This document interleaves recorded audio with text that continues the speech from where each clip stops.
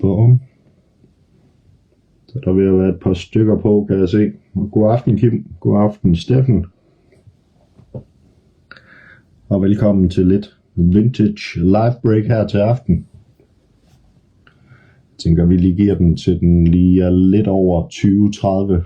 Så de folk der skal være tidligere med de her ældre boosterpakker, så har jeg forberedt en lille krukke med de forskellige navne på, som har budt sig ind, som jeg vil trække fra løbende, og så i takt med at vi trækker et navn, så ser vi så hvilket kort i pakken det matcher med.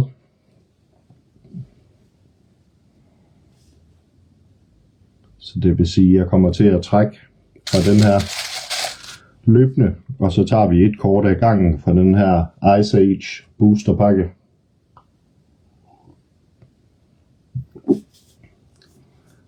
Venter vi bare lige stille og roligt på, at vi rammer de 20-30, så jeg tænker, vi kan gå i gang. Og vi håber selvfølgelig på at kunne ramme noget Dance of the Dead, eller noget Necropotence, eller en Glacial Chasm. Der er mange forskellige fine hits. Der er også noget Mystic Remora, eller en Kaploosan Forest, Urza's Bauble, Pyroblast, en masse godt blandet. Men top 3 af hitsene er som sagt de her Dance of the Dead, Necropotence og Glacial Castle. Nu kan jeg se, at klokken så småt er ved at have passeret de 20-30, og der er ved at være et par stykker, der kigger med, kan jeg se. Så jeg tænker egentlig, så småt vi går i gang med aftens korte live break her. Så jeg trækker lige et navn først, og så vi kan se, hvem der napper det første kort i pakken.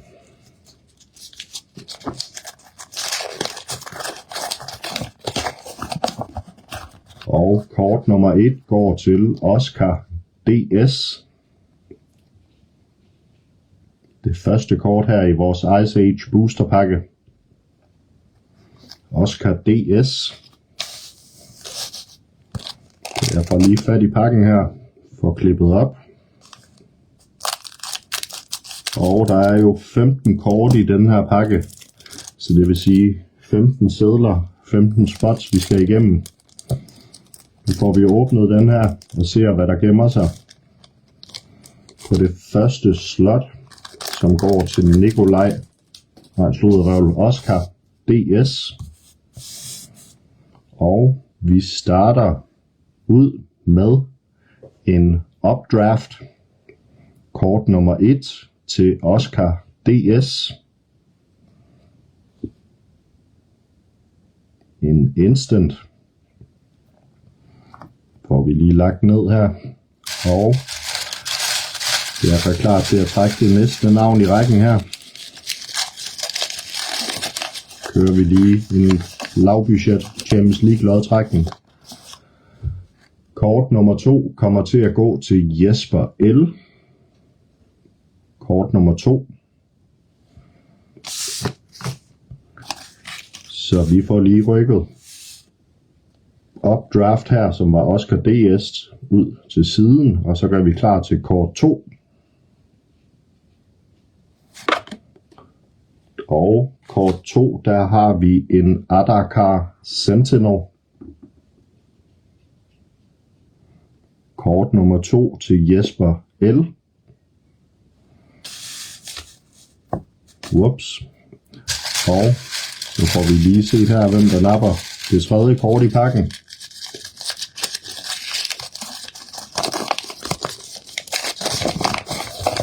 Det tredje kort i pakken går til Nikolaj PS.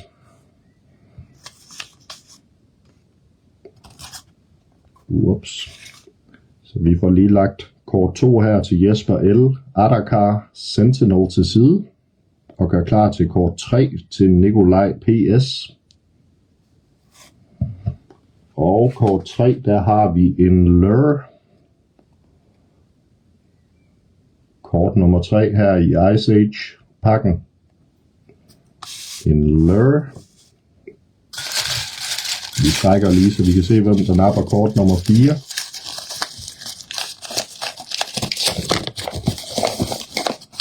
Det gør Nikolaj PS også. Så han napper 2 kort i rækkefølge her. Gør vi lige klar. Kort nummer 3 til Nikolaj PS var jo den her Lure, og Nikolaj PS napper også det næste kort, som er en Jester's Cap. Artefakt her til Nikolaj PS. Bum. Og så trækker vi det næste kort i rækken. Næste navn i rækken. Og det næste kort går til Oscar DS.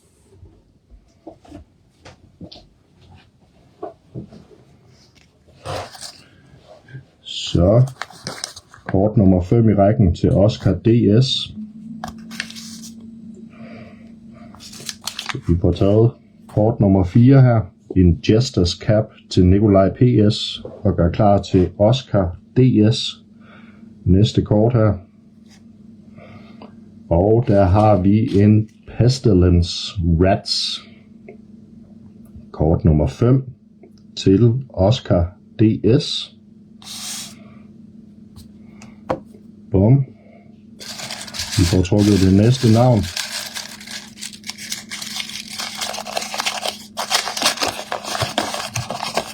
Det var Oscar igen. Oscar DS, som også napper det næste kort i rækken.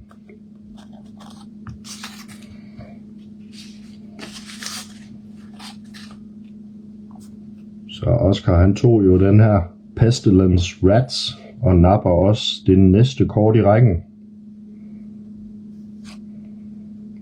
Vi fortsætter med en Sabertooth Tiger, også til Oscar DS.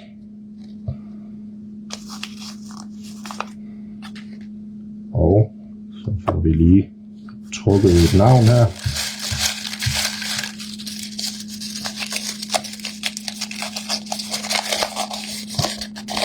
Og så ser vi den næste i rækken her er Mickey E.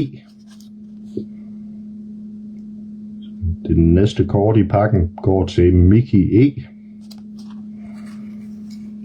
Så vi tager lige Oscar DS' Sabertooth Tiger til siden og er klar til Mickeys kort her. Og der var en More Fiend til Mickey E. En More Fiend. Og så får vi trukket det næste navn i rækken her.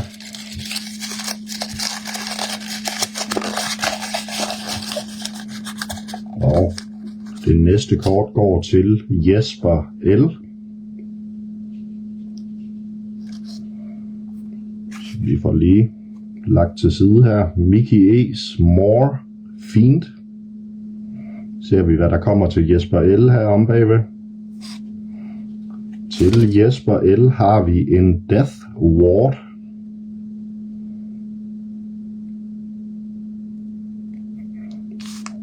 Bum. Får vi også lige gjort klar her til. Der var en der sprang frem. Den napper vi sgu. Se hvem den næste navn i rækken er. Det var simpelthen Jesper L igen. Så Jesper L nappede den her Death Ward. Og tager også det næste kort i rækken. Og der har vi en Battle Frenzy. Den gik også til Jesper L.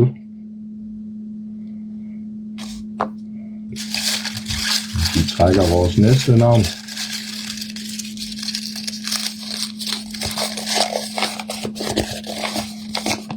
Der har vi Oscar DS. Whoops. Så vi får lige lagt til siden her. Det var Jesper L's Battle Frenzy. Så ser vi hvad der gemmer sig bagved til Oscar DS. Og vi går videre med en Illusionary Wall. Lækkert kort her. Til Oscar DS.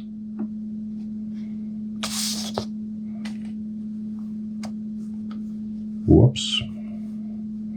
Vi trækker vores næste navn i rækken her.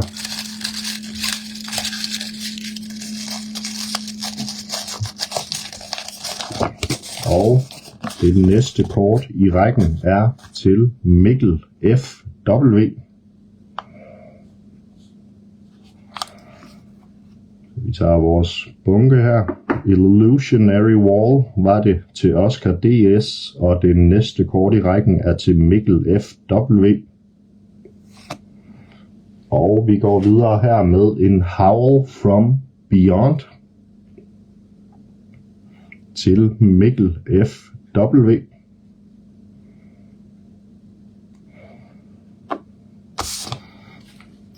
Bum. Så har vi 4 navne tilbage hernede. 4 kort. Se hvem der napper det næste kort i rækken. Det gør Jesper L. Så vi tager lige her Mikkel FW's Howl from Beyond og lægger til siden. Og så gør vi klar til at se hvad der gemmer sig til Jesper L.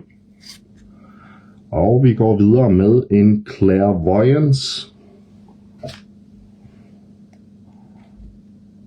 til Jesper L her. En Instant.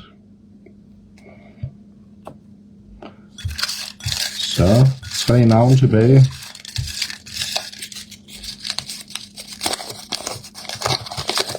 Se hvem der napper den næste her. Det gør Mikkel FW.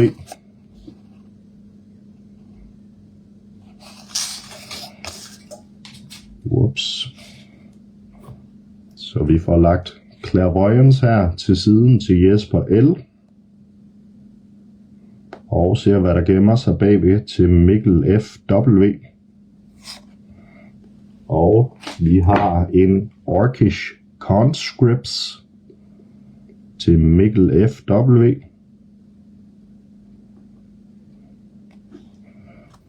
Sådan.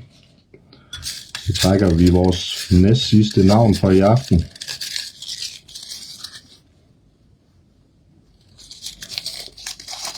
Se hvad der gemmer sig her. Og vi har Nikolaj PS. Næst sidste kort.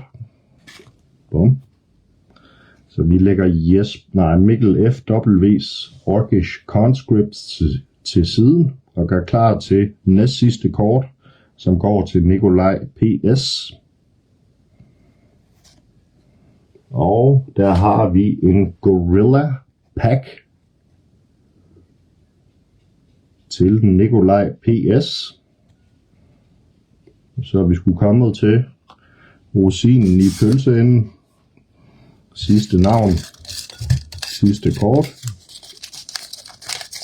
Så vi lige for god ordens skyld får åbnet der. Det sidste kort i pakken går til Mickey E. Bum. Så vi gør klar her. Nikolaj PS fik den her Gorilla Pack, og vi ser hvad der gemmer sig sidst i pakken her til Mickey E. Der var en Prismatic Ward til Mickey E. Det sidste kort i vores pakke her til aften. Bum. Får vi lige lagt til siden. Og det var jo faktisk det vi havde på tapetet for i aften. Der var kun den her ene pakke. Men jeg kan fortælle jer, at der er både et Tarkir Collector Display og et Lord of the Rings Set Booster Display på vej. Som jeg tænker bliver breaket i gruppen en gang i næste uge. Og så fik vi også fuldt besat vores Fallen Empires Homelands Live Break, som jeg tænker måske bliver i morgen aften, men jeg skal nok lige holde jer opdateret her i gruppen i forhold til hvornår og hvordan. Så tak til dem, der kiggede med her til aften, og fortsat god lørdag aften derude. Peace.